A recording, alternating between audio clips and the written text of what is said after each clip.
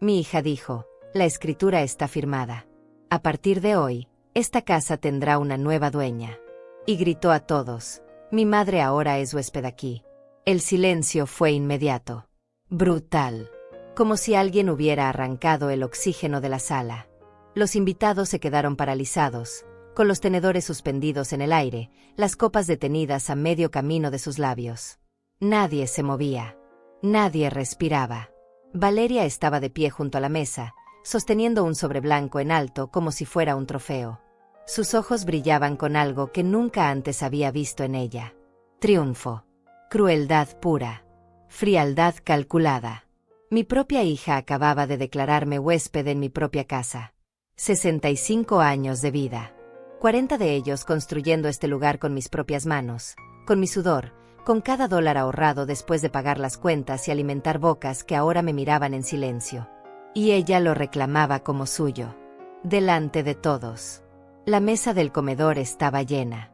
Platos de porcelana blanca, copas de cristal reflejando la luz del candelabro, servilletas dobladas con el cuidado que solo yo sabía dar. Todo perfecto. Como siempre lo había sido en mi casa. En mi casa. Hasta este preciso momento. Los invitados me miraban. Algunos con pena. Otros con incomodidad. Varios desviaban la vista, como si presenciar mi humillación fuera demasiado vergonzoso incluso para ellos. Pero nadie hablaba. Nadie me defendía. Nadie decía nada. Mauricio, mi hijo, estaba sentado junto a Valeria, con la mirada clavada en su plato como si de repente el arroz fuera lo más fascinante del mundo. Cobarde. Eso es lo que era. Un cobarde que no tuvo el valor de mirarme a los ojos mientras su hermana me despojaba de todo lo que había construido. Valeria dejó el sobre la mesa, justo frente a mí, como si fuera la sentencia final. No es nada personal, mamá, dijo, con esa voz que intentaba sonar dulce pero que solo conseguía ser venenosa. Es solo que a tu edad, mantener una casa como esta es demasiado para ti. Pensé que sería mejor para todos si yo me hacía cargo. Tú entiendes, ¿verdad? Entender. Esa palabra retumbó en mi cabeza. ¿Entender qué? ¿Que mi propia hija me había robado? ¿Que había falsificado mi firma en documentos legales? ¿Que había esperado el momento más público, más humillante posible para anunciar su victoria? Pero yo no dije nada. Todavía no. Porque lo que Valeria no sabía, lo que ninguno de ellos sabía en esa mesa, es que yo ya lo sabía todo. Hace meses que lo sé. Desde aquella tarde en que encontré papeles escondidos en el cajón de mi propia cómoda. Desde que vi mi firma falsificada en documentos que nunca toqué. Desde que la escuché hablando por teléfono en voz baja, creyendo que yo estaba dormida en mi habitación. No dije nada entonces. Guardé silencio. Esperé. Observé cada movimiento. Y mientras ellos creían que yo era una vieja ingenua, fácil de engañar, yo estaba construyendo algo que ellos jamás vieron venir. Me levanté despacio de mi silla. Muy despacio. Mis manos no temblaban. Mis ojos estaban secos. Doblé mi servilleta con cuidado y la dejé junto a mi plato. Tomé mi bolso de la silla. No dije una palabra. Ni una sola. Solo los miré. A todos. Uno por uno. Valeria tenía esa sonrisa de triunfo pintada en el rostro. Mauricio seguía mirando su plato. Los invitados parecían estatuas, congelados en la incomodidad del momento. Caminé hacia la puerta de salida. Mis pasos sonaban firmes sobre el piso de madera. Ese piso que yo misma elegí. Que pagué con dinero que gané limpiando casas ajenas durante años. Ese piso que ahora, según un papel mentiroso, ya no me pertenecía. Nadie me detuvo. Nadie dijo nada. El silencio me siguió hasta la puerta. Salí de esa sala. Salí de esa casa. Y cerré la puerta detrás de mí. Pero en cuanto tomé mi bolso y salí, su sonrisa desapareció cuando llegó una llamada. Escuché el teléfono sonar adentro. Una vez. 2 veces. Luego la voz de Valeria, ya no tan segura. Ya no tan triunfante. ¿Diga? Su tono cambió inmediatamente. ¿Qué? No. No puede ser. Tiene que haber un error. Me detuve del otro lado de la puerta. No para escuchar. Solo para tomar aire. Para sentir el frío de diciembre en mi rostro. para permitirme un segundo de debilidad antes de continuar. Adentro, la voz de Valeria se elevó. Ya no era la voz segura de hace un momento. Ahora sonaba nerviosa, asustada. Por favor, dime que no es real. Tiene que haber una explicación. Sonreí. Apenas. Una sonrisa pequeña que nadie vio. Porque lo que acababa de suceder era exactamente lo que yo había planeado. Cada detalle. Cada segundo. Incluida esa llamada. Caminé hacia mi auto en el jardín. El jardín que yo misma planté. Las rosas que cuidé durante años. El camino de piedra que mandé a colocar con mis ahorros. Todo mío. Legalmente mío. Y pronto todos lo sabrían. Me senté en el auto y cerré la puerta. Solo entonces, en la privacidad de ese espacio, permití que mis manos temblaran. Solo un poco. No de miedo. De rabia contenida. De dignidad pisoteada. Pero también de algo más. Algo que no había sentido en años. Poder. Saqué mi teléfono del bolso. Marqué el número que tenía guardado desde hacía semanas. Sonó 2 veces. Doctora Castillo, dije, con voz tranquila. Es Norma Díaz. Acaba de suceder exactamente como lo planeamos. Es momento de continuar con la siguiente fase. Hubo una pausa breve al otro lado de la línea. ¿Está segura, señora Díaz? Una vez que demos el siguiente paso, no habrá vuelta atrás. Completamente segura, respondí. Quiero que mi hija sepa lo que se siente perderlo todo. Quiero que entienda que subestimar a una mujer de 65 años fue el peor error de su vida. Colgué. Guardé el teléfono. Y me permití respirar hondo. 40 años. 40 años trabajando para comprar esa casa. Cada dólar ganado limpiando pisos ajenos. Cada hora extra que destrozó mi espalda. Cada sacrificio para que mis hijos tuvieran un techo digno. Y Valeria creyó que podía arrebatármelo con un papel falsificado y una sonrisa cruel. Pero ella cometió un error. Un error fatal. Creyó que yo era débil. Creyó que por tener 65 años, por tener el cabello gris, por caminar más despacio, no tenía fuerza para defenderme. Creyó que podía robarme mi vida y que yo me quedaría callada. Obediente. Agradecida de ser su huésped. Arranqué el auto. Miré una última vez hacia la ventana de la sala. Podía ver las sombras moviéndose adentro. Valeria probablemente estaba en pánico. Mauricio probablemente seguía callado, inútil como siempre. No importaba. Pronto todo se vendría abajo para ellos. Porque durante meses, mientras Valeria me trataba como un estorbo, mientras planeaba robarme mi casa, yo estaba construyendo el caso perfecto para destruirla. Fotografías de documentos falsificados. Grabaciones de conversaciones. Testimonios de expertos que confirmaban que mi firma había sido falsificada. Un investigador privado que rastreó cada mentira, cada movimiento ilegal. Valeria quería jugar. Perfecto. Pero no sabía con quién se estaba metiendo. Porque una madre traicionada no es una mujer débil. Es una fuerza silenciosa que espera el momento exacto para actuar. Y ese momento acababa de comenzar. Conduje por las calles vacías. La noche era fría y oscura. Pero dentro de mí, algo ardía. No era solo rabia. Era determinación. Era justicia. Era la certeza de que esta historia no terminaría con mi humillación. Terminaría con mi victoria. Y Valeria pronto lo descubriría. Conduje por las calles vacías sin rumbo fijo. Las luces de la ciudad pasaban borrosas por la ventana. Mis manos agarraban el volante con fuerza, como si soltarlo significara desmoronarme por completo. Pero no lo haría. No ahora. No después de todo lo que había planeado. La humillación de hace unos minutos todavía ardía en mi pecho. La voz de Valeria resonaba en mi cabeza una y otra vez.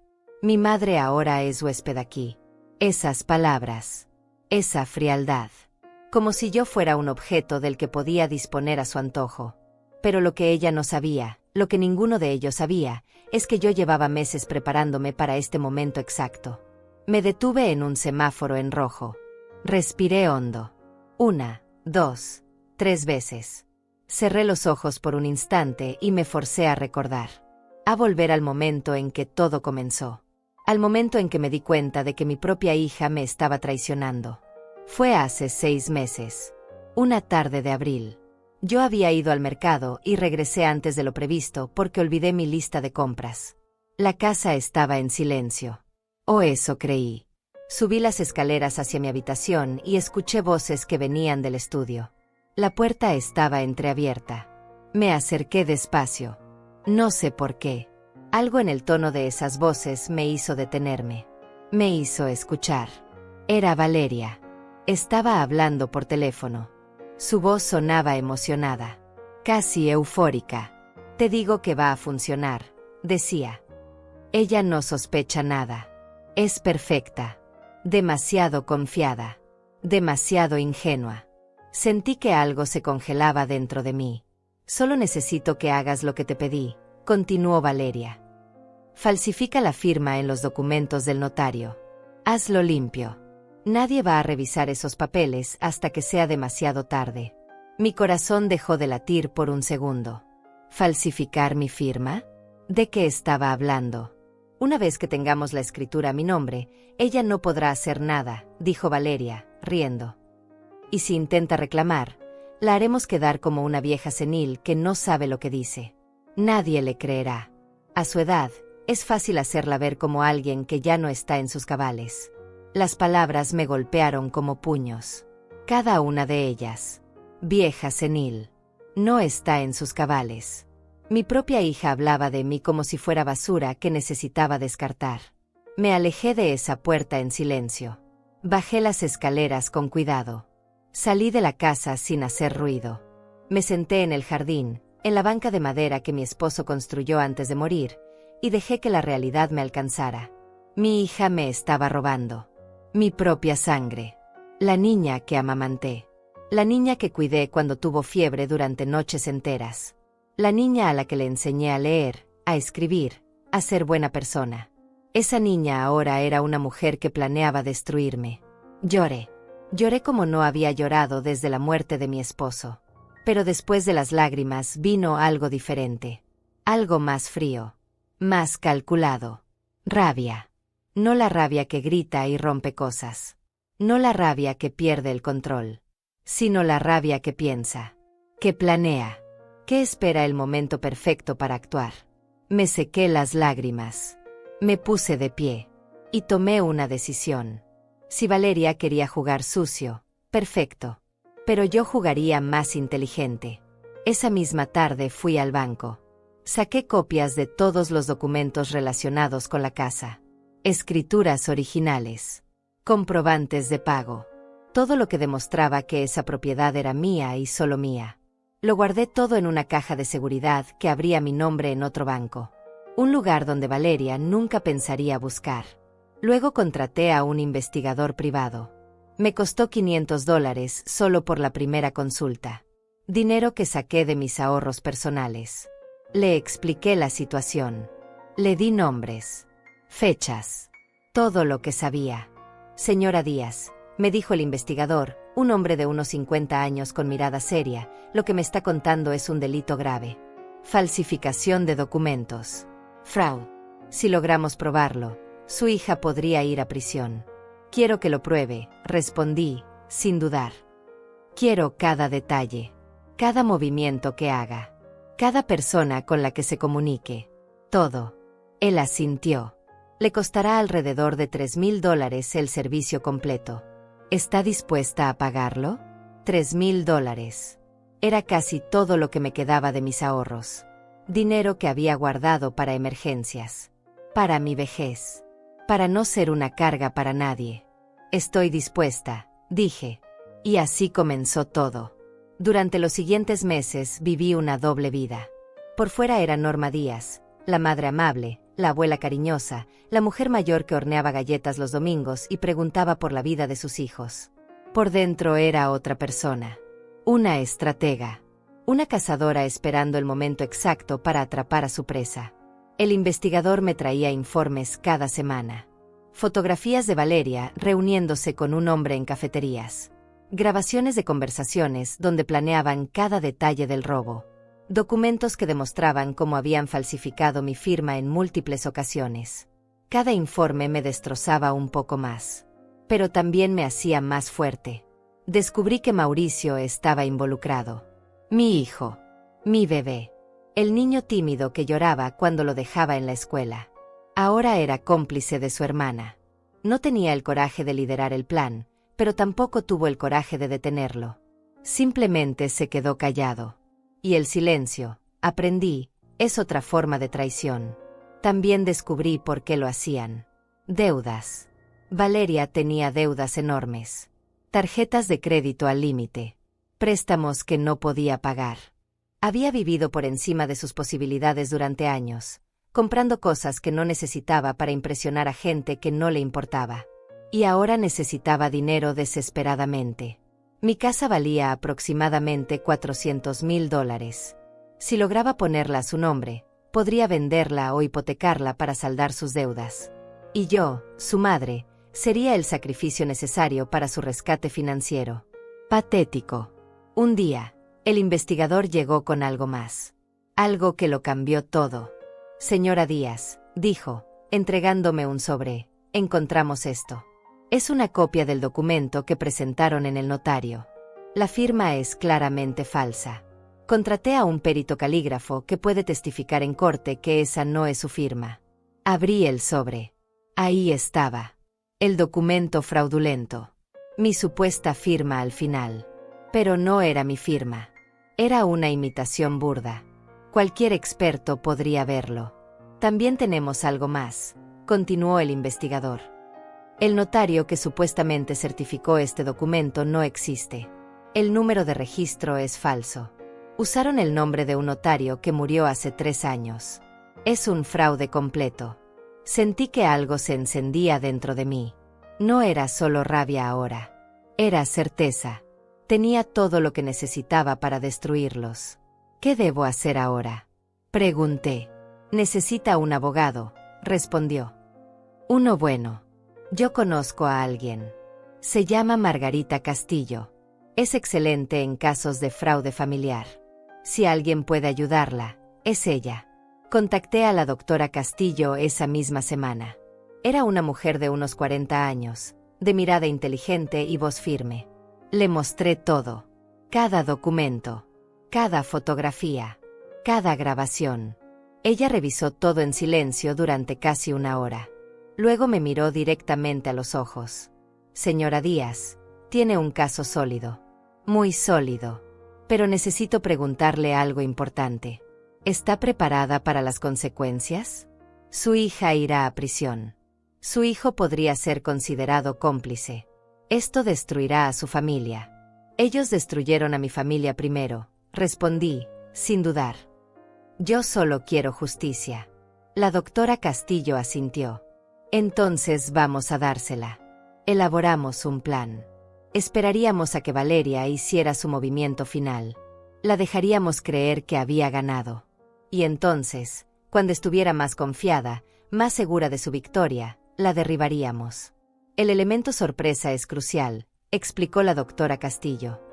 Si ella sospecha que usted sabe algo, podría destruir evidencia o huir. Necesitamos que se sienta invencible. Que crea que ya ganó. Así que esperé. Actué. Fingí. Seguí siendo la madre amable. La abuela que preguntaba por sus nietos. La mujer mayor que necesitaba ayuda para abrir frascos. Me volví invisible. Insignificante. Exactamente lo que ellos querían que fuera. Y mientras tanto, por las noches, en la privacidad de mi habitación, repasaba cada detalle del plan con la doctora Castillo. Cada movimiento. Cada posible escenario. Hasta que llegó esta noche. La cena de Navidad. El momento que Valeria había elegido para su gran anuncio. Para su humillación pública. Yo sabía que vendría. El investigador me había advertido. Valeria quería un escenario. Quería testigos. Quería que todos vieran cómo me quitaba todo. Y yo se lo di. Le di exactamente lo que quería. Ahora, sentada en mi auto, con el teléfono en la mano después de hablar con la doctora Castillo, sentí algo que no había sentido en meses. Paz. No era la paz de la resignación. Era la paz de quien sabe que la justicia está cerca. La paz de quien ha hecho todo lo posible y ahora solo debe esperar. Arranqué el auto nuevamente. No volvería a esa casa esta noche. Tenía una habitación reservada en un hotel modesto al otro lado de la ciudad. Un lugar donde podía pensar. Donde podía descansar antes de lo que vendría. Porque mañana comenzaría la verdadera batalla. Y esta vez, yo tendría todas las armas. La habitación del hotel era pequeña y sencilla. Una cama individual con sábanas blancas, un escritorio de madera gastada, una ventana que daba a la calle iluminada por farolas. Nada lujoso. Nada innecesario. Solo un espacio donde podía respirar sin sentir que las paredes me aplastaban. Me senté en el borde de la cama. Las manos todavía me temblaban ligeramente. No de miedo. De algo más profundo. De años de emociones contenidas que ahora amenazaban con desbordarse. Miré mi teléfono. 3 llamadas perdidas de Mauricio. 2 mensajes de Valeria. No los abrí. No todavía. Primero necesitaba recordar. Necesitaba volver al principio.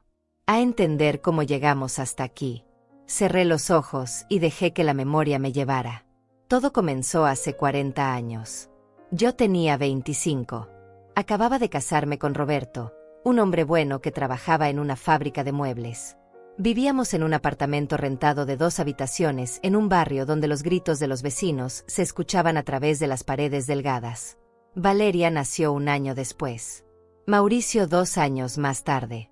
2 niños hermosos que llenaron mi vida de propósito. Pero también de preocupación. Porque ese apartamento era demasiado pequeño. Demasiado ruidoso. Demasiado inestable para criar una familia. Recuerdo la noche en que Roberto y yo decidimos que necesitábamos una casa propia. Estábamos sentados en la pequeña cocina, con las cuentas del mes extendidas sobre la mesa. Él fumaba un cigarrillo. Yo sumaba números en un cuaderno. No podemos seguir así, dije. Los niños necesitan un jardín. Un lugar donde puedan jugar sin molestar a nadie.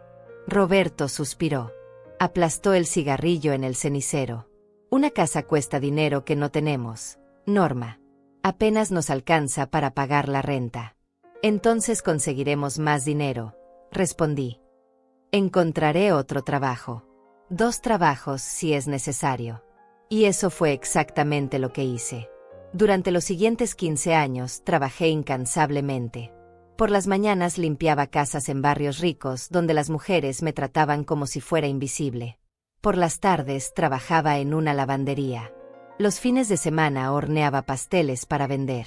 Cada dólar que ganaba, después de pagar la renta y la comida y la ropa de los niños, lo guardaba en una lata vieja que escondía debajo del fregadero.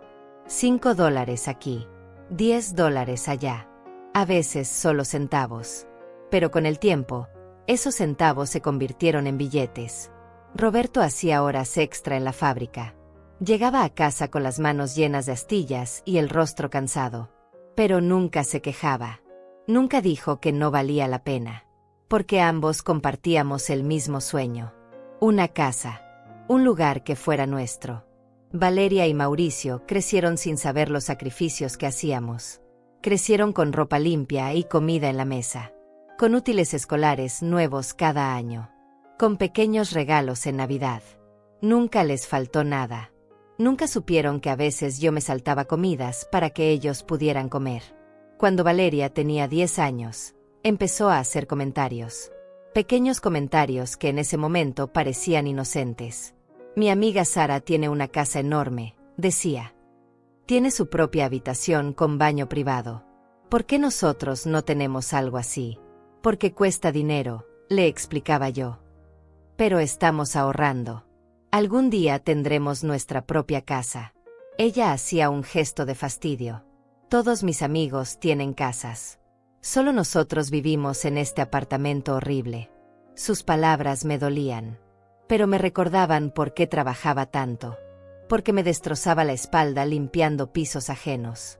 Para que algún día mis hijos no tuvieran que sentirse avergonzados de su hogar. Mauricio era diferente. Más callado. Más conformista. Nunca se quejaba del apartamento. Nunca pedía cosas que no podíamos darle. Pero tampoco preguntaba por nuestros sacrificios. Simplemente vivía en su propio mundo, ajeno a todo. Pasaron los años. La lata debajo del fregadero se llenó. La vaciamos en una cuenta de banco. La cuenta creció lentamente. Muy lentamente. Pero creció. Cuando Valeria tenía 15 años, empezó a cambiar. Se volvió más demandante. Más materialista. Quería ropa de marca. Zapatos caros. Cosas que veía en sus amigas. Cosas que nosotros no podíamos pagar. Todos en la escuela tienen teléfonos nuevos, decía. ¿Por qué yo tengo que usar este viejo? Porque el que tienes funciona perfectamente, respondía Roberto. No necesitas uno nuevo solo porque otros lo tienen. Valeria se encerraba en su habitación dando portazos. Dejaba de hablarnos durante días. Nos castigaba con su silencio hasta que eventualmente cediéramos y le compráramos algo. No siempre lo que pedía, pero algo. Así aprendió a manipularnos. Con berrinches. Con silencio. Con lágrimas falsas. Y nosotros, queriendo ser buenos padres, queriendo que fuera feliz, caíamos una y otra vez. Mauricio observaba todo en silencio. Nunca pedía nada. Pero tampoco defendía nada. Era un espectador pasivo de su propia familia. Cuando Valeria cumplió 18 años, finalmente logramos nuestro objetivo. Después de 15 años de ahorro, de sacrificio, de trabajo agotador, teníamos suficiente dinero para el enganche de una casa. Recuerdo el día en que fuimos a verla. Era una casa modesta en un barrio tranquilo. 3 habitaciones, 2 baños, un pequeño jardín con espacio suficiente para plantar flores. Nada lujoso. Pero era perfecta. ¿Esta es la casa?, preguntó Valeria, mirándola con desprecio. Es tan pequeña. Es nuestra, respondí, sintiendo una punzada en el pecho. Y es todo lo que pudimos conseguir con nuestro esfuerzo. Ella suspiró dramáticamente. Esperaba algo mejor. Pero compramos la casa de todas formas. Costó $200,000. Pagamos $50,000 de enganche. Dinero que nos había tomado 15 años juntar. Y sacamos una hipoteca por el resto. El día que nos mudamos lloré de felicidad. Finalmente teníamos un hogar. Un lugar que nadie podría quitarnos. O eso creía. Los primeros años en la casa fueron buenos. Roberto y yo trabajábamos para pagar la hipoteca. Valeria terminó la preparatoria y empezó la universidad. Mauricio siguió siendo callado y distante, pero parecía contento. Plantamos flores en el jardín. Pintamos las paredes. Llenamos cada rincón de esa casa con nuestro amor. Con nuestra historia. Con nuestro sudor. Valeria trajo a sus amigos ocasionalmente. Siempre se disculpaba por lo pequeña que era la casa. Siempre hacía comentarios sobre cómo sus amigos vivían en lugares mejores. Pero vivía ahí. Comía ahí. Dormía en una cama que nosotros le proporcionamos. Cuando Roberto murió hace 5 años, el mundo se detuvo para mí.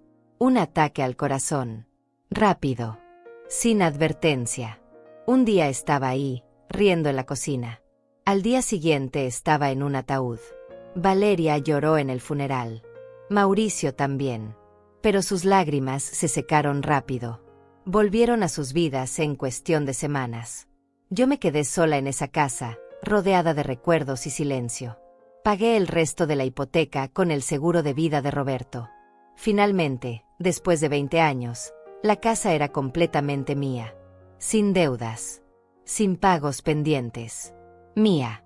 Pensé que eso me daría paz. Y lo hizo. Por un tiempo. Pero entonces empezaron los cambios en Valeria. Visitaba la casa con más frecuencia. Hacía preguntas sobre documentos. Sobre mi testamento. Sobre mis planes a futuro. Mamá, a tu edad deberías pensar en estas cosas, decía. ¿Qué pasaría con la casa si algo te sucediera? La casa se dividirá entre tú y Mauricio cuando yo muera, respondía. Está todo en mi testamento. Pero eso no parecía suficiente para ella. Quería más. Quería control. Quería la casa ahora. No cuando yo muriera. Ahora. Empezó a visitarme más seguido. A revisar mis cosas. A hacer comentarios sobre lo difícil que debía ser para mí mantener la casa sola. Quizás deberías considerar venderla, sugería. Podrías mudarte a un apartamento más pequeño, más fácil de mantener. No voy a vender mi casa, respondía firmemente. Esta casa es todo lo que tengo de tu padre, todo lo que construimos juntos. Ella sonreía, pero era una sonrisa fría. Solo piénsalo, mamá. Es por tu bien. Por mi bien. Esas palabras siempre sonaban como amenaza disfrazada de preocupación. Los comentarios se volvieron más frecuentes, más insistentes. Valeria empezó a traer folletos de residencias para adultos mayores, de apartamentos pequeños, de lugares donde personas como yo podían vivir con menos responsabilidades. Mira este lugar, mamá, decía, mostrándome fotografías. Tienen enfermeras las 24 horas. Actividades recreativas. No tendrías que preocuparte por nada. No necesito enfermeras, respondía. Estoy perfectamente bien. Pero ella insistía, una y otra vez, hasta que dejé de escucharla, hasta que sus visitas se convirtieron en algo que temía en lugar de disfrutar. Y entonces encontré los papeles, los documentos falsificados. Y todo cobró sentido. No era preocupación lo que motivaba sus visitas. Era codicia. Pura y simple codicia. Abrí los ojos. La habitación del hotel seguía igual. Pequeña. Silenciosa. Segura. Miré mi teléfono nuevamente. 4 llamadas perdidas de Mauricio ahora. 3 mensajes de Valeria. Los abrí. El primer mensaje decía, mamá, necesitamos hablar. Por favor, contesta. El segundo, no sé por qué te fuiste así. Todo esto es por tu bien. El tercero, llámame ahora mismo. Borré los mensajes sin responder. Ya no tenía nada que decirles. Las palabras habían terminado. Ahora solo quedaban acciones. Y mañana, esas acciones comenzarían. Desperté temprano. La luz gris del amanecer entraba por la ventana del hotel. Había dormido poco, tal vez 3 o 4 horas. Pero no importaba. Mi mente estaba clara, más clara de lo que había estado en meses. Me duché. Me vestí con ropa sencilla. Un pantalón negro y una blusa gris. Nada llamativo. Nada que atrajera atención. Recogí mi cabello en un moño simple. Me miré en el espejo del baño. La mujer que me devolvía la mirada no era la misma que había salido de esa cena hace unas horas. Había algo diferente en sus ojos. Algo más duro. Más decidido. Tomé mi bolso y salí del hotel. El aire frío de la mañana me golpeó el rostro. Las calles estaban casi vacías. Solo algunos trabajadores madrugadores caminaban hacia sus empleos. La ciudad todavía dormía. Conduje hasta una cafetería pequeña en el centro. Pedí un café negro y me senté en una mesa junto a la ventana. 10 minutos después, la doctora Castillo entró por la puerta. Era una mujer de presencia firme. Cabello oscuro recogido en una cola. Traje sastre impecable. Maletín de cuero en la mano. Se sentó frente a mí sin sonreír. Buenos días, señora Díaz, dijo. ¿Cómo se encuentra? Lista, respondí. Lista para hacer lo que sea necesario. Ella asintió. Sacó una carpeta de su maletín y la colocó sobre la mesa. Anoche, después de su llamada, activamos el protocolo que habíamos planeado. Contacté a María Andrade, la funcionaria de registros públicos que había estado investigando irregularidades en documentos notariales. Ella revisó el expediente de su casa durante la madrugada. Abrió la carpeta. Dentro había documentos con sellos oficiales. Fotografías. Análisis técnicos. Lo que encontró es concluyente, continuó la doctora Castillo. El documento que su hija presentó ante el registro público es completamente fraudulento.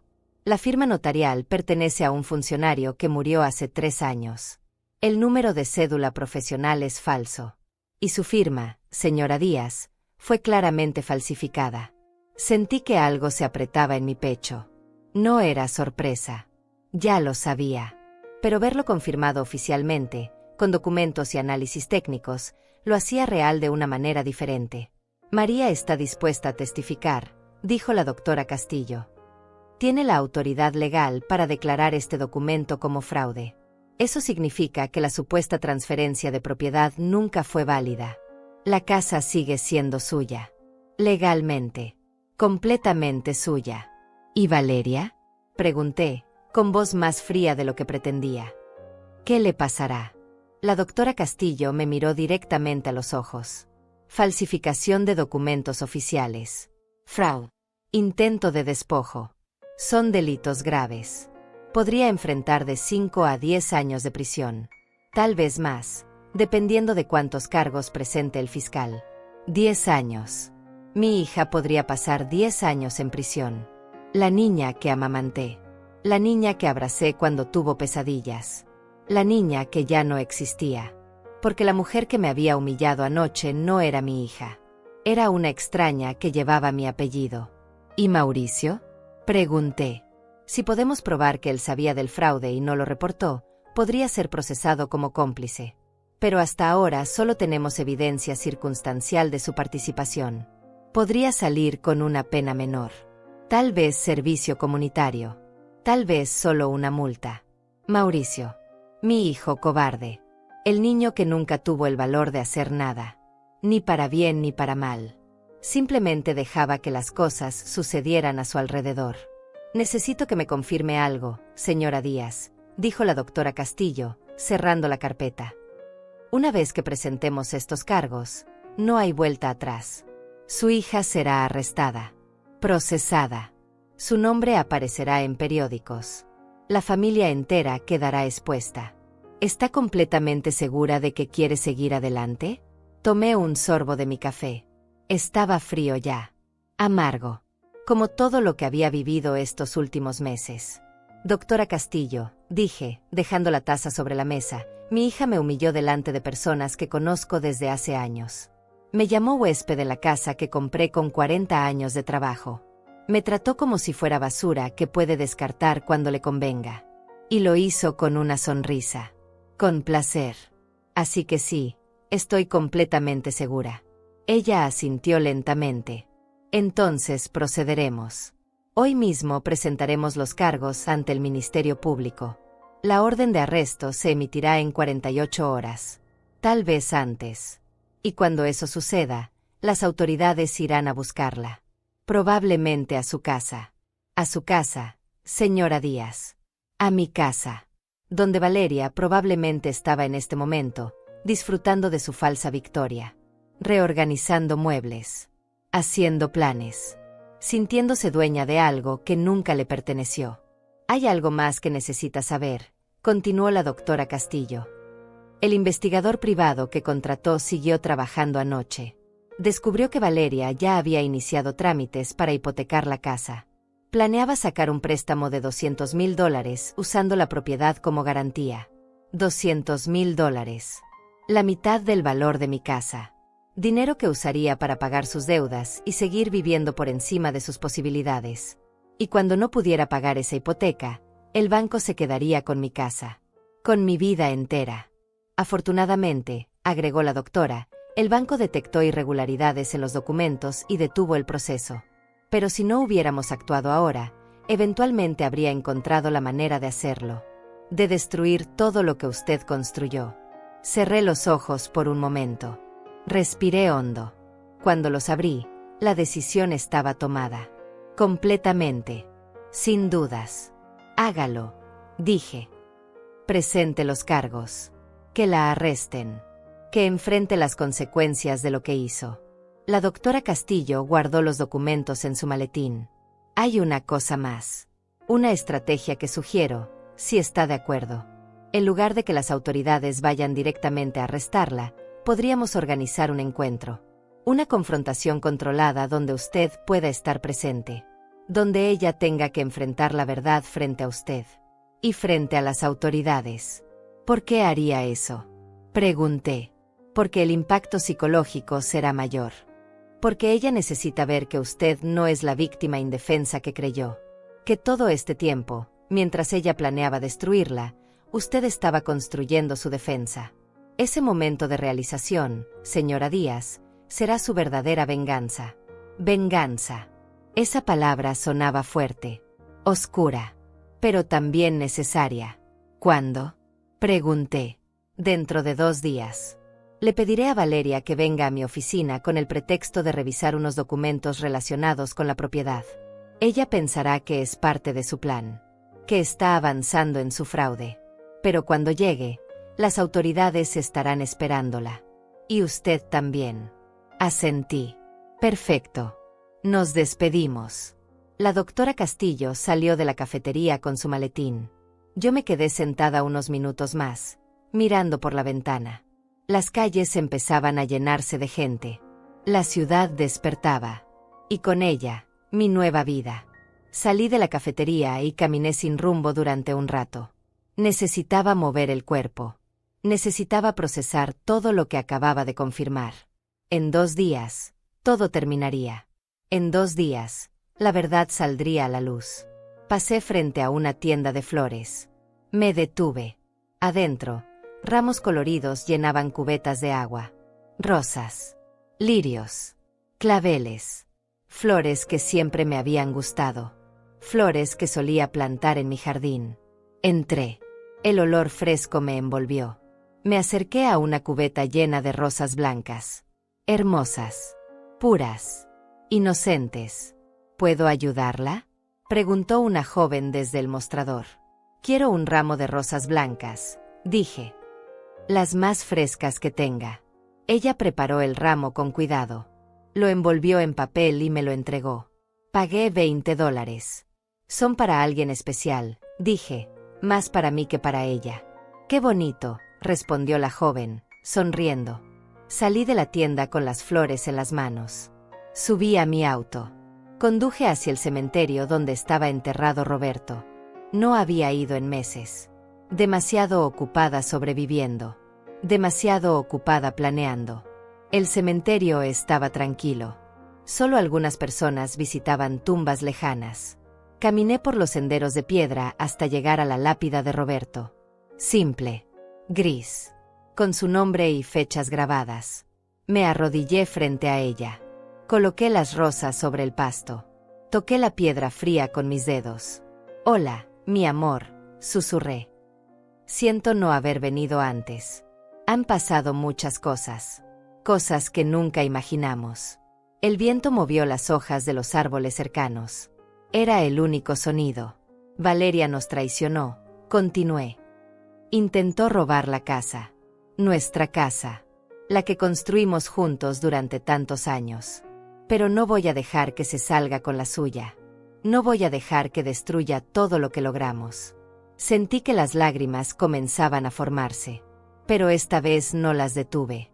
Las dejé caer libremente. Te extraño, dije. Te extraño tanto. Ojalá estuvieras aquí.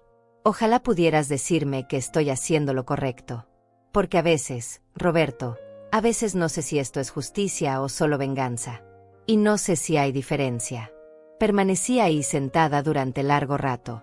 Hablando con una piedra. Hablando con recuerdos. Hablando conmigo misma. Cuando finalmente me puse de pie, sentía algo diferente. No paz exactamente, pero sí claridad. Roberto había sido un hombre bueno. Un hombre justo. Y habría querido que yo defendiera lo que era nuestro. Lo que construimos con amor y sacrificio. Regresé al auto. El día seguía avanzando. Tenía 2 días antes de la confrontación. 2 días para prepararme mentalmente. 2 días para asegurarme de que cuando llegara el momento, estaría lista. Conduje de regreso al hotel. La habitación seguía igual. Pequeña. Funcional. Temporal. Me senté en la cama. Tomé mi teléfono. Esta vez sí abrí los mensajes de Valeria. Había enviado 5 más durante la mañana. Mamá, esto es ridículo. Contesta. No entiendo por qué estás actuando así. Solo estoy tratando de ayudarte. Necesitamos resolver esto como adultos. Si no contestas, iré a buscarte. Leí cada mensaje con una calma fría. Luego escribí una respuesta. Solo una. Nos veremos pronto. Valeria. Muy pronto. Envié el mensaje. Apagué el teléfono. Y me recosté en la cama. En 2 días, todo cambiaría. En 2 días, Mi hija aprendería que subestimar a una mujer de 65 años fue el error más grande de su vida. Y yo estaría ahí para verlo. Los 2 días pasaron lentos. Demasiado lentos. Cada minuto se sentía como una hora. Cada hora como un día entero. Pero finalmente llegó el momento. Era jueves por la mañana. 9 en punto. Yo estaba sentada en la oficina de la doctora Castillo, en una sala de conferencias con paredes de cristal y una mesa larga de madera oscura. Mis manos descansaban sobre mi regazo. Quietas. Firmes. La doctora Castillo estaba de pie junto a la ventana, hablando en voz baja con 2 agentes de la policía judicial. Un hombre y una mujer, ambos con uniformes civiles. Discretos. Profesionales. Llegará en cualquier momento, dijo la doctora, mirando su reloj. Le dije que necesitábamos revisar unos documentos finales para completar el registro de la propiedad. Ella cree que es solo un trámite rutinario. Sentí que algo se movía en mi estómago. No era nerviosismo exactamente. Era anticipación. Como estar al borde de un precipicio sabiendo que vas a saltar. ¿Está lista, señora Díaz?, preguntó la doctora Castillo, acercándose a mí. Sí, respondí. Mi voz sonó más fuerte de lo que esperaba. 10 minutos después escuché la puerta principal de la oficina abrirse. Voces en la recepción. Pasos acercándose por el pasillo. Y entonces la puerta de la sala de conferencias se abrió. Valeria entró con una sonrisa confiada. Llevaba un vestido elegante y zapatos de tacón alto. El cabello perfectamente arreglado. Lucía como alguien que acababa de ganar algo importante. Como alguien que estaba en control. Pero su sonrisa desapareció en cuanto me vio sentada ahí. «¿Mamá?», dijo, deteniéndose en seco. «¿Qué haces aquí?». No respondí. Solo la miré. Fija. Tranquila. «Señorita Díaz, por favor tome asiento», dijo la doctora Castillo, señalando una silla frente a mí. Valeria miró alrededor. Sus ojos se posaron en los 2 agentes que estaban de pie junto a la pared. Su expresión cambió. La confianza empezó a resquebrajarse. «¿Qué está pasando aquí?», preguntó, con voz tensa. «Doctora Castillo, usted dijo que solo íbamos a revisar unos papeles. Siéntese, por favor», repitió la doctora. Valeria se sentó despacio. Sus manos temblaban ligeramente. Intentaba mantener la compostura, pero podía ver el miedo creciendo en sus ojos. La doctora Castillo abrió una carpeta sobre la mesa. Sacó varios documentos y los colocó frente a Valeria. «Señorita Díaz, estos son los documentos que usted presentó ante el registro público hace 3 semanas, reclamando la propiedad de la casa ubicada en calle Magnolia número 342. Valeria miró los papeles. Tragó saliva. «Sí, esos son». «¿Cuál es el problema?». «El problema», continuó la doctora Castillo, con voz firme, «es que estos documentos son fraudulentos. La firma notarial pertenece a un funcionario fallecido. El número de registro es falso. Y la firma de su madre fue falsificada». El color desapareció del rostro de Valeria. Sus labios se movieron, pero no salió ningún sonido. Eso no es cierto», dijo finalmente, con voz débil. «Mi madre firmó esos papeles. Ella estuvo de acuerdo. Fue una decisión mutua. Nunca firmé nada», dije. Mi voz cortó el aire como vidrio. «Y tú lo sabes perfectamente». Valeria me miró. Por un segundo vi algo en sus ojos. ¿Arrepentimiento? ¿Miedo? No. Era pánico. Pánico puro. «Mamá, por favor», empezó a decir. «Tiene que haber un malentendido. Yo solo estaba tratando de ayudarte. Tú dijiste que mantener la casa era difícil. Que necesitabas ayuda». «Nunca dije eso», respondí, con calma. «Lo que tú dijiste es que yo era vieja. Que ya no estaba en mis cabales. Que nadie me creería si intentaba defenderme». Sus ojos se abrieron grandes. Se dio cuenta. Se dio cuenta de que yo lo sabía todo. Que siempre lo había sabido. ¿Tú sabías?», susurró. «Desde hace 6 meses», respondí. «Desde el día que te escuché planeando todo por teléfono. Desde que encontré los documentos falsos escondidos en mi propia casa. Supe cada paso que diste. cada mentira que dijiste. Y esperé. Esperé el momento perfecto para que cayeras en tu propia trampa. Valeria se puso de pie bruscamente. La silla cayó hacia atrás con un ruido fuerte. «Esto es ridículo», gritó. «Esa casa debería ser mía. Yo soy tu hija. Trabajo duro. Tengo deudas. Necesito ese dinero. Y por eso decidiste robarme», dije, todavía sentada, todavía tranquila. «Porque tus deudas, tus malas decisiones, tus gastos innecesarios eran más importantes que el respeto a tu propia madre. Tú no entiendes nada», gritó Valeria. «Toda mi vida he vivido con lo mínimo, viendo a mis amigas tener todo mientras yo no tenía nada. Esa casa es lo único de valor que tienes. Y la estás desperdiciando». «Esa casa», dije, poniéndome de pie lentamente, «la compré con 40 años de trabajo. Limpiando pisos ajenos. Horneando pasteles hasta la madrugada. Sacrificando comidas para que tú pudieras comer. Y la única razón por la que crees que la estoy desperdiciando es porque no está en tus manos». Valeria abrió la boca para responder, pero la doctora Castillo la interrumpió. «Señorita Díaz, tengo aquí un análisis pericial de la firma en estos documentos.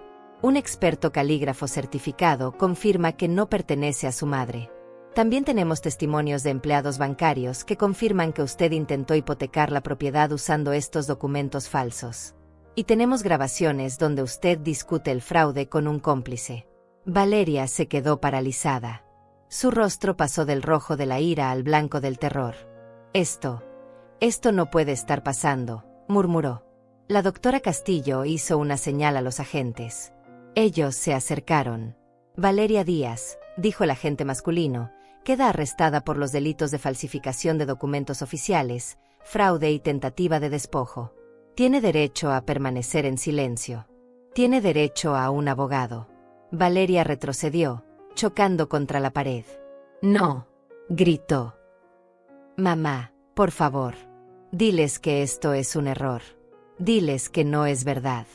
Me acerqué a ella. Lentamente. Hasta quedar frente a frente.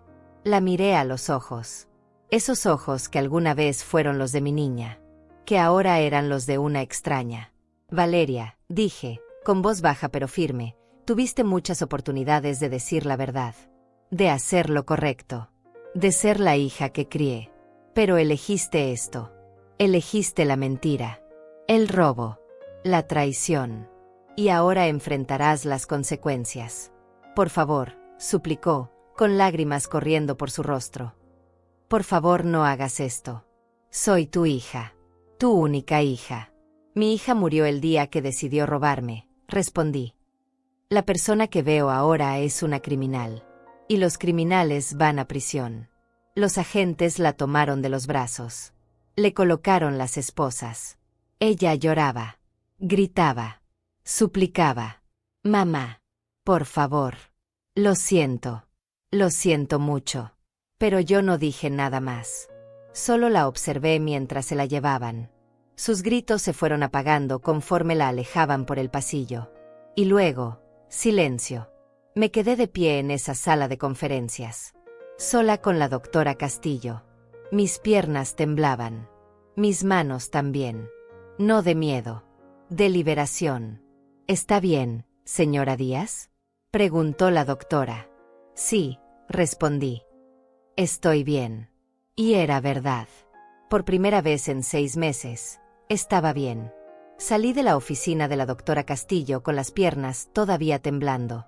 El sol de mediodía golpeaba fuerte sobre la acera. La ciudad seguía su ritmo normal. Autos pasando. Gente caminando apurada hacia sus trabajos. Nadie sabía lo que acababa de suceder en ese edificio. Nadie sabía que había enviado a mi propia hija a la cárcel. Me senté en una banca frente a la oficina. Necesitaba un momento. Solo un momento para procesar todo. Para entender que lo que había planeado durante meses finalmente se había cumplido. Mi teléfono vibró. Era un mensaje de Mauricio. Finalmente había decidido dar señales de vida. «Mamá, acabo de enterarme de lo que pasó con Valeria. Necesitamos hablar urgentemente. Esto es un malentendido terrible. Por favor, tienes que retirar los cargos. Ella es tu hija. Somos tu familia. Leí el mensaje 2 veces. Luego lo borré sin responder. Mauricio no merecía una respuesta. No después de haberse quedado callado mientras su hermana planeaba destruirme. No después de ser cómplice con su silencio. Me puse de pie y caminé hacia mi auto. Pero antes de subirme, tomé una decisión. No iba a regresar al hotel. Era momento de volver a mi casa. A mi verdadera casa. El camino fue extraño. Conocía cada calle, cada esquina. Había vivido en ese vecindario durante 20 años. Pero ahora todo se sentía diferente. Como si estuviera viendo el mundo con ojos nuevos. Cuando llegué a la calle Magnolia, mi corazón empezó a latir más rápido. Ahí estaba. Mi casa. Con sus paredes color crema. Con el jardín que yo misma había plantado. Con las ventanas que Roberto instaló con sus propias manos. Estacioné el auto frente a la entrada. Antes de bajar, me quedé sentada unos minutos mirando la fachada. Esta casa guardaba tantos recuerdos. El día que nos mudamos. Las navidades con los niños pequeños corriendo por la sala. Las tardes de domingo en el jardín.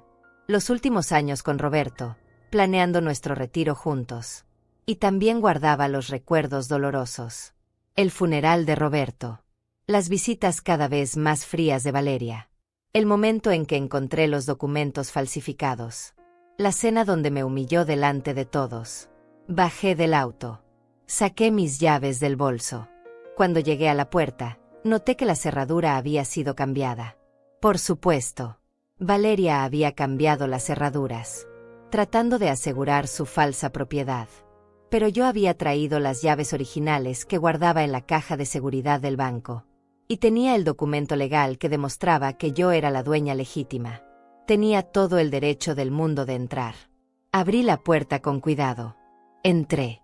El silencio me recibió. Un silencio diferente al que había dejado hace 2 días. Este silencio era mío de nuevo. Caminé por la sala.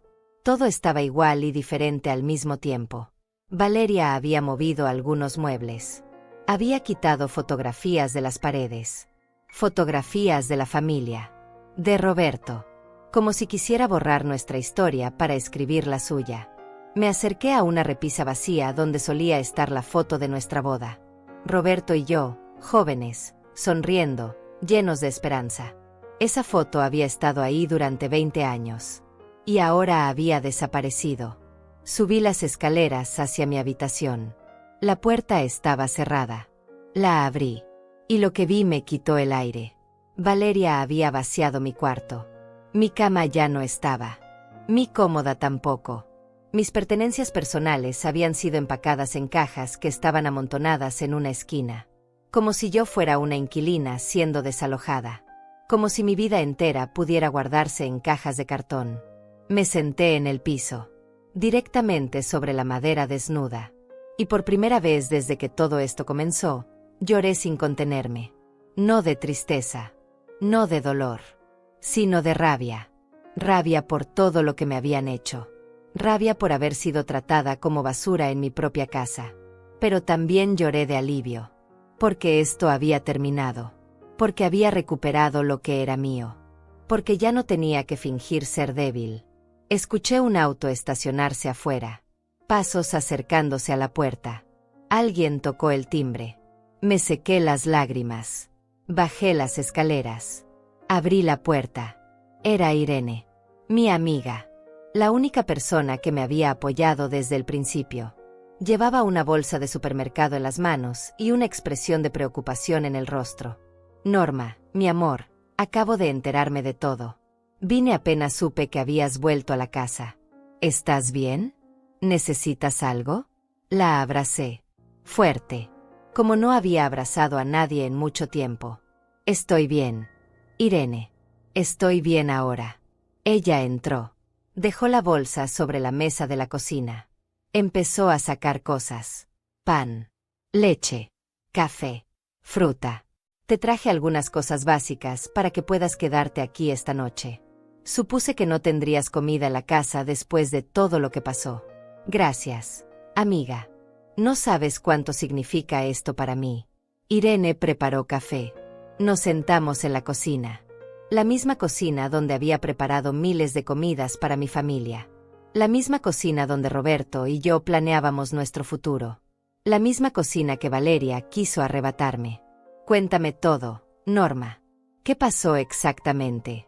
Los rumores ya están corriendo por el vecindario, pero quiero escucharlo de ti. Le conté todo. Desde el momento en que descubrí el fraude hasta el arresto de esta mañana. Irene me escuchó en silencio, asintiendo de vez en cuando, apretando mi mano cuando las palabras se volvían difíciles de decir. Hiciste lo correcto, Norma. Sé que duele. Sé que es tu hija. Pero ella te traicionó de la peor manera posible. Y tú no podías dejar que se saliera con la suya. A veces me pregunto si fui demasiado dura. Si debí darle una oportunidad de explicarse. De arrepentirse. Ella tuvo 6 meses para arrepentirse. 6 meses en los que pudo haber detenido todo esto. Pero no lo hizo. Siguió adelante con su plan. Te humilló públicamente. Eso no fue un error, Norma. Fue una decisión consciente de lastimarte. Tenía razón. Irene siempre tenía razón. ¿Y ahora qué sigue? Pregunté. ¿Qué hago con todo esto?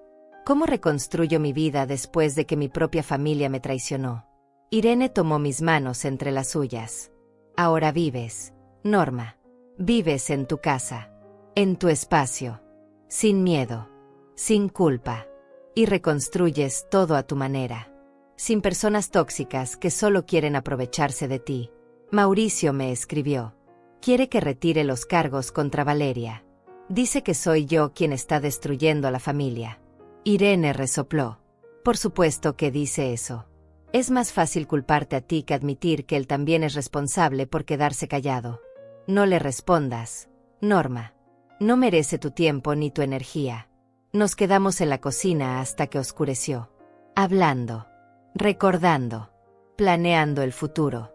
Cuando Irene finalmente se fue, prometió volver mañana para ayudarme a reorganizar la casa. Me quedé sola de nuevo. Pero esta vez la soledad no se sentía pesada. Se sentía liberadora. Subí de nuevo a mi habitación vacía. Miré las cajas donde Valeria había guardado mis cosas como si fueran basura. Abrí una. Adentro estaban mis fotografías. Mis recuerdos. Mi vida empacada sin cuidado. Saqué la foto de mi boda con Roberto. La limpié con cuidado. La llevé a la sala y la coloqué de nuevo en su lugar. Donde siempre debió estar. Ya pasó, mi amor, le dije a la fotografía. Ya pasó todo. Nuestra casa está a salvo. Nuestra historia está a salvo. Me senté en el sofá. Mi sofá. En mi sala. En mi casa. Y por primera vez en 6 meses, me sentí en paz. Mañana vendría el resto. Los trámites legales. Las consecuencias. Las conversaciones difíciles. Pero esta noche, solo quería estar aquí. En el lugar que construí con mi sudor. En el hogar que nadie volvería a quitarme. Cerré los ojos. Y finalmente, después de tanto tiempo, dormí tranquila. Desperté con la luz del sol entrando por la ventana de la sala. Me había quedado dormida en el sofá, completamente vestida. Mi cuerpo protestaba por la posición incómoda, pero mi mente estaba más clara que nunca. Era viernes. Un día después del arresto de Valeria. Me levanté y preparé café. El aroma llenó la casa vacía y me recordó las mañanas tranquilas que solía disfrutar antes de que todo esto comenzara. Antes de descubrir que mi propia hija planeaba destruirme. Mientras bebía mi café, mi teléfono comenzó a sonar. Era la doctora Castillo. Buenos días, señora Díaz. Espero no haberla despertado. Necesito informarle sobre algunos desarrollos importantes que ocurrieron durante la noche. ¿Tiene un momento para hablar? Sí, doctora. Dígame. Valeria pasó la noche en el centro de detención. Esta mañana tuvo su primera audiencia preliminar. El juez estableció una fianza de $50,000. Es una cantidad considerable, pero dado que los cargos incluyen fraude y falsificación de documentos, el juez consideró que había riesgo de fuga. También hay noticias sobre su cómplice. Me senté en la mesa de la cocina. Mi corazón latía rápido. El investigador privado finalmente identificó a la persona que ayudó a Valeria con la falsificación de documentos. Se trata de un hombre llamado Nicolás Cantero, de 32 años. Trabajaba como asistente administrativo en una notaría diferente, no en la que supuestamente certificó los documentos. Usó su acceso a sellos y papelería oficial para crear los documentos falsos. También fue arrestado anoche. Durante su interrogatorio, confesó todo. Admitió que Valeria le pagó $5,000 por sus servicios y que ella le proporcionó ejemplos de su firma para que pudiera falsificarla. $5,000. Mi hija había pagado $5,000 para robarme una casa que valía $400,000. Y probablemente pensó que era una inversión inteligente. Hay algo más, señora Díaz. Mauricio se presentó esta mañana en la estación de policía. Quiso hablar con los investigadores. Al principio negó cualquier participación en el fraude, pero cuando le mostraron evidencia de mensajes de texto entre él y Valeria discutiendo el plan, su historia cambió. Admitió que sabía lo que su hermana estaba haciendo. Dijo que trató de disuadirla al principio, pero eventualmente decidió no interferir porque pensó que usted realmente necesitaba ayuda para manejar la propiedad. Está tratando de presentarse como alguien que simplemente no actuó, no como un participante activo. Pero el fiscal está considerando cargos de complicidad pasiva. Mauricio, mi hijo cobarde. Incluso ahora, trataba de salvarse a sí mismo con excusas patéticas, diciendo que pensó que era por mi bien, como si robarme fuera un acto de bondad. ¿Qué significa eso para él, doctora? ¿Irá a prisión también? Es difícil decirlo con certeza. Si el fiscal decide procesarlo, probablemente enfrentará cargos menores que Valeria. Tal vez obstrucción de la justicia o complicidad después del hecho. Podría recibir libertad condicional, servicio comunitario o una sentencia de prisión corta. Mucho dependerá de qué tan cooperativo sea durante la investigación y si testifica contra Valeria. La fiscalía podría ofrecerle un trato si está dispuesto a declarar en su contra. La idea de Mauricio testificando contra su propia hermana me revolvió el estómago. Pero luego recordé que ambos habían estado dispuestos a traicionarme sin pensarlo 2 veces. La lealtad familiar claramente no significaba nada para ellos cuando el dinero estaba involucrado. También necesito informarles sobre algo que descubrimos ayer en la tarde. María Andrade, la funcionaria del registro público, encontró que Valeria había intentado este mismo tipo de fraude antes. Hace 3 años, intentó falsificar un testamento de su abuela materna, la mamá de su difunto esposo Roberto.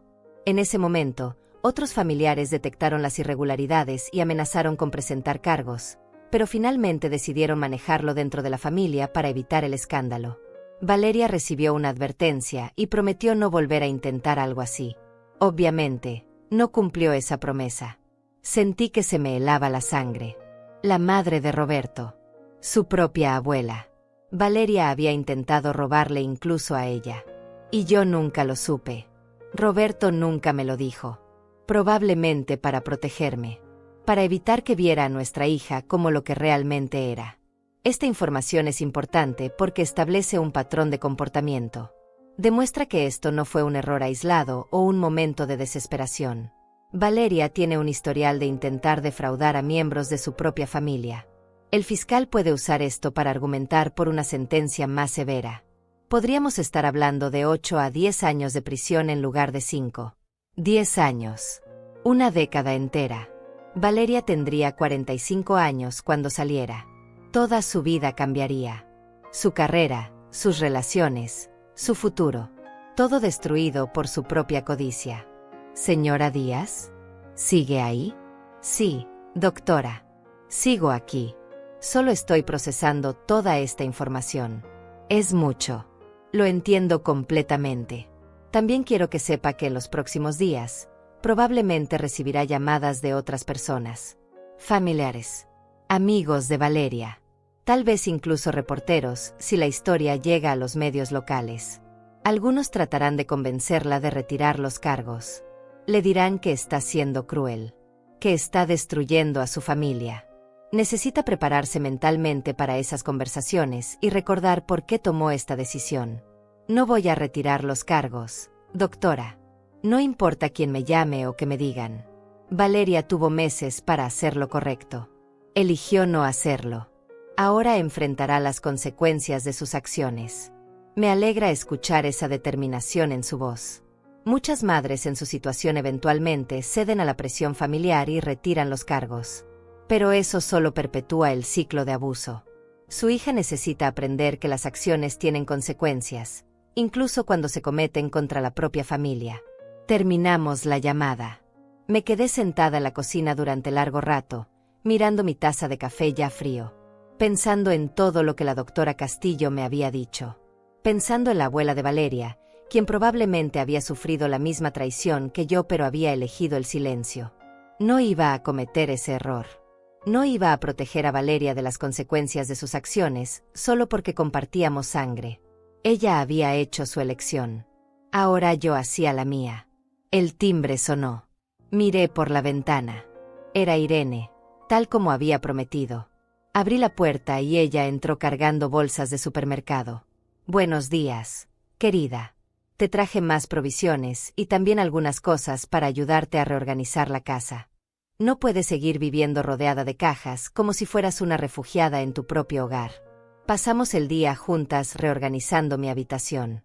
Irene había traído sábanas nuevas, toallas frescas y pequeñas decoraciones para hacer que el espacio se sintiera acogedor de nuevo. Mientras trabajábamos, le conté sobre la llamada de la doctora Castillo, sobre el historial de Valeria, sobre Mauricio tratando de salvarse a sí mismo. Esa niña siempre fue problemática, Norma. Recuerdo cuando era adolescente, cómo manipulaba situaciones para conseguir lo que quería.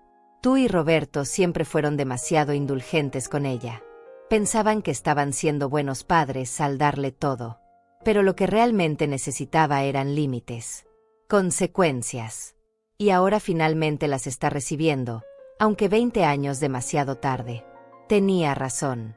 Siempre habíamos sido blandos con Valeria, cediendo a sus berrinches, comprando su amor con regalos que no podíamos pagar, creyendo que si le dábamos suficiente, eventualmente aprendería a valorar lo que tenía.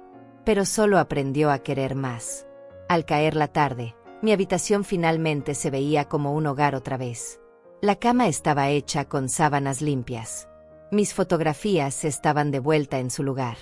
Mis pertenencias organizadas con cuidado. Ya no parecía un espacio del que alguien me estaba expulsando. Era mío de nuevo. Irene se fue cuando oscureció, prometiendo volver pronto. Me quedé sola en mi casa silenciosa. Pero era un silencio diferente ahora. No era el silencio pesado de la traición. Era el silencio tranquilo de un nuevo comienzo. Me preparé una cena simple. Sopa y pan tostado. Comí en la mesa de la cocina, mirando por la ventana hacia el jardín que necesitaba atención. Mañana comenzaría a trabajar en él. A quitar las malas hierbas. A podar las plantas descuidadas. A traer vida de vuelta a este espacio. Así como estaba trayendo vida de vuelta a mí misma. Pasaron 3 semanas. 3 semanas de silencio legal mientras el caso de Valeria avanzaba por el sistema judicial. 3 semanas en las que recibí exactamente las llamadas que la doctora Castillo había predicho. Primos lejanos que nunca me visitaban me llamaron para decirme que estaba siendo demasiado dura. Amigas de Valeria aparecieron en mi puerta rogándome que retirara los cargos. Incluso recibí una carta de la madre del cómplice de Valeria, ese tal Nicolás Cantero, suplicándome que tuviera compasión. A todos les di la misma respuesta. No iba a retirar nada. Los cargos se mantendrían. La justicia seguiría su curso. Mauricio intentó visitarme 2 veces. La primera vez no le abrí la puerta. La segunda vez llamó a la policía alegando que estaba preocupado por mi bienestar. Los oficiales llegaron, verificaron que estaba perfectamente bien, y le advirtieron que no volviera sin mi permiso. No volvió. La doctora Castillo me mantenía informada de cada desarrollo. El fiscal había decidido procesar a Mauricio como cómplice. Enfrentaría cargos menores, pero tendría antecedentes penales. Su abogado estaba tratando de negociar un acuerdo donde testificaría contra Valeria a cambio de una sentencia reducida. La fecha del juicio de Valeria fue programada para un martes de abril. Me informaron que probablemente tendría que testificar. Tendría que sentarme en ese estrado y contar mi historia frente a un juez, un jurado, y mi hija. La idea me aterraba. Pero también me daba una extraña sensación de cierre. La noche anterior al juicio no pude dormir. Me quedé sentada en la sala, mirando las fotografías en las paredes. Roberto y yo en nuestra boda. Los niños cuando eran pequeños. Navidades felices. Cumpleaños sonrientes. Una vida entera capturada en marcos que ahora se sentían como evidencia de un mundo que ya no existía. A las 6 de la mañana me levanté. Me duché. Me puse un vestido sencillo color gris. Me recogí el cabello. Me miré en el espejo y practiqué mantener la expresión calmada. No podía mostrar debilidad. No podía llorar. Tenía que ser fuerte por última vez. Irene llegó a las 8 para acompañarme al juzgado. La doctora Castillo nos esperaba en las escaleras de entrada. Llevaba su traje sastre habitual y una carpeta llena de documentos. Buenos días, señora Díaz. ¿Está lista para esto? Sé que no será fácil, pero recuerde que tiene toda la verdad de su lado. Solo cuente lo que sucedió exactamente como sucedió. Sea honesta. Sea directa. El fiscal hará preguntas y luego el abogado defensor de Valeria intentará desacreditar su testimonio. Manténgase firme. No deje que la confundan o la hagan dudar de lo que vivió. Entramos al edificio. Pasamos por los detectores de metal. Subimos al tercer piso donde se llevaría a cabo el juicio. La sala estaba empezando a llenarse. Reconocí algunas caras. Familiares lejanos. Vecinos curiosos. Algunas personas que no conocía, pero que probablemente eran amigos de Valeria. Me senté en la primera fila junto a Irene. La doctora Castillo se sentó con el equipo del fiscal. Y entonces las puertas laterales se abrieron y trajeron a Valeria. No la había visto desde el día de su arresto. Casi no la reconocí. Había perdido peso. Su rostro se veía demacrado. El cabello que siempre mantenía perfectamente arreglado ahora colgaba sin vida alrededor de sus hombros. Llevaba un traje simple que probablemente le había prestado su abogado. Ya no parecía la mujer segura y cruel que me había humillado en aquella cena. Parecía pequeña, rota. Nuestros ojos se encontraron por un segundo. Vi algo en su mirada. ¿Remordimiento? ¿Súplica? No estaba segura. Y honestamente, ya no importaba. El juez entró. Todos nos pusimos de pie. El juicio comenzó. El fiscal presentó el caso de manera metódica. Mostró los documentos falsificados. Llamó al perito calígrafo que explicó cómo la firma había sido falsificada. Presentó grabaciones de conversaciones entre Valeria y Nicolás Cantero, planeando el fraude. Cada pieza de evidencia era más condenatoria que la anterior. Luego me llamaron al estrado. Caminé hacia adelante con las piernas temblando.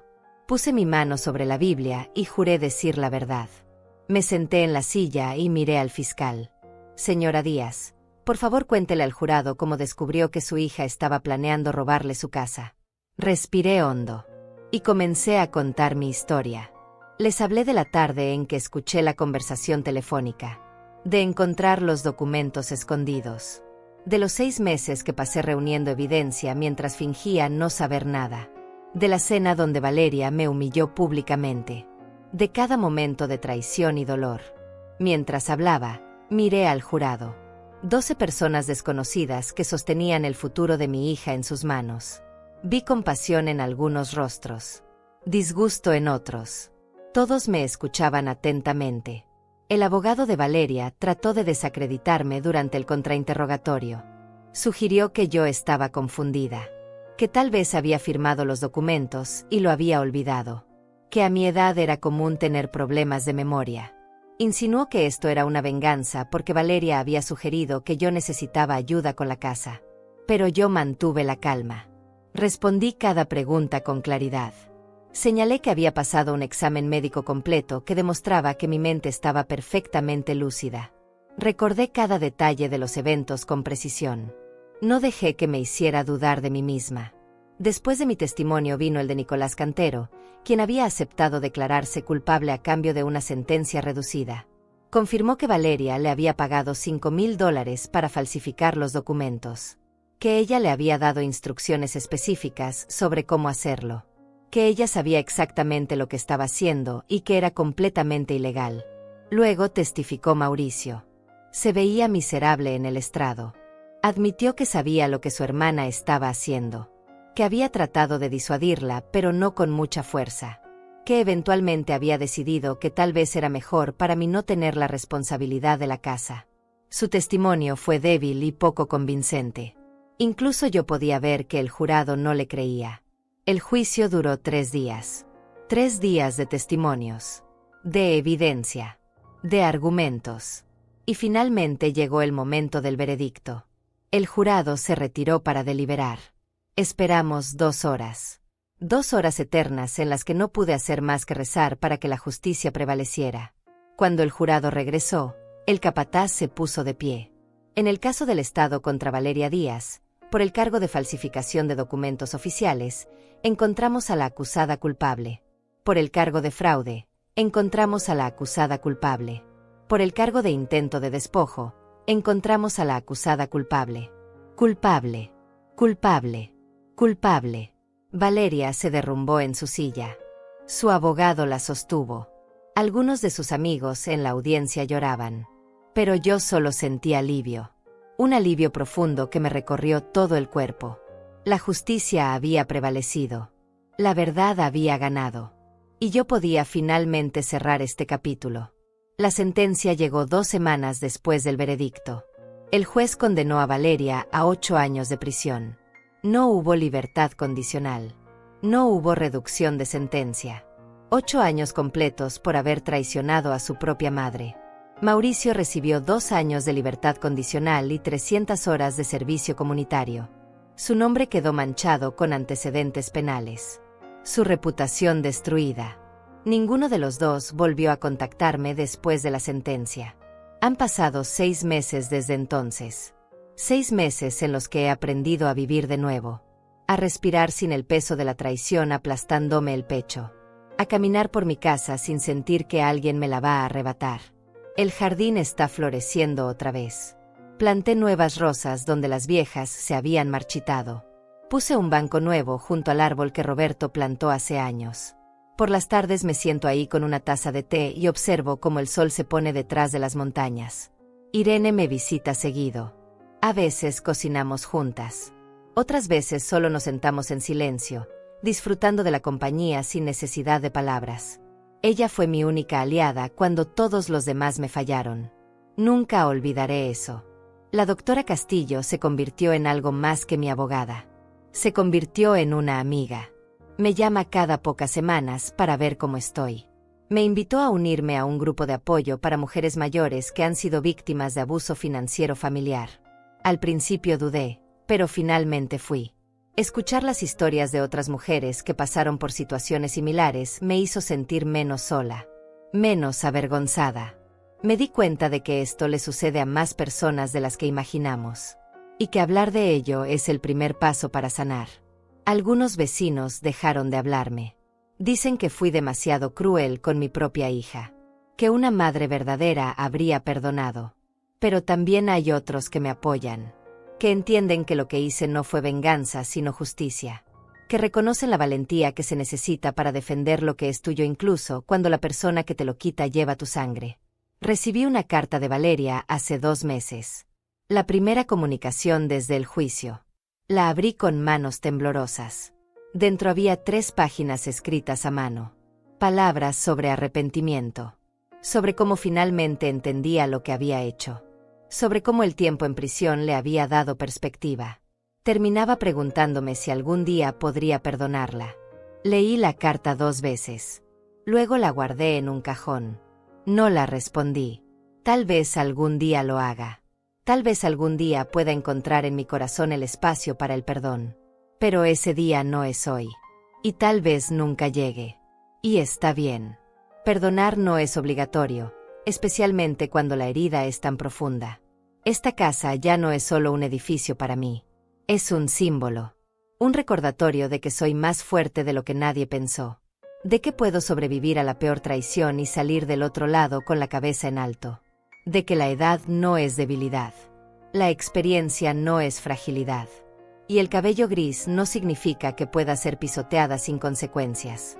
Me paro frente al espejo algunas mañanas y veo a una mujer diferente de la que era hace un año. Las arrugas son las mismas. El cabello plateado sigue ahí, pero hay algo nuevo en mis ojos. Una dureza que no existía antes. Una certeza de mi propio valor que nadie puede quitarme. Esta casa no es solo mía. Es lo que queda de la mujer que era y el comienzo de la mujer en la que me he convertido. Es el refugio que construí con sudor y lágrimas.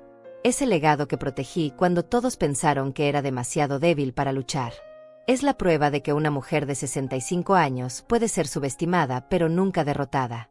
Cada mañana me despierto en mi cama, en mi habitación, en mi casa.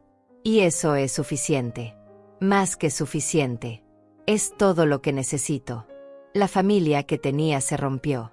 Pero en su lugar encontré algo más valioso. Me encontré a mí misma. Encontré mi fuerza. Encontré mi voz. Y descubrí que a veces, para salvar lo que más importa, tienes que estar dispuesta a perderlo todo. Valió la pena. Cada lágrima. Cada noche sin dormir. Cada momento de duda. Valió la pena porque ahora soy libre. Libre de la culpa. Libre de la manipulación. Libre de vivir mi vida según las expectativas de otros. Esta casa es mía. Esta vida es mía. Y nadie, nunca más,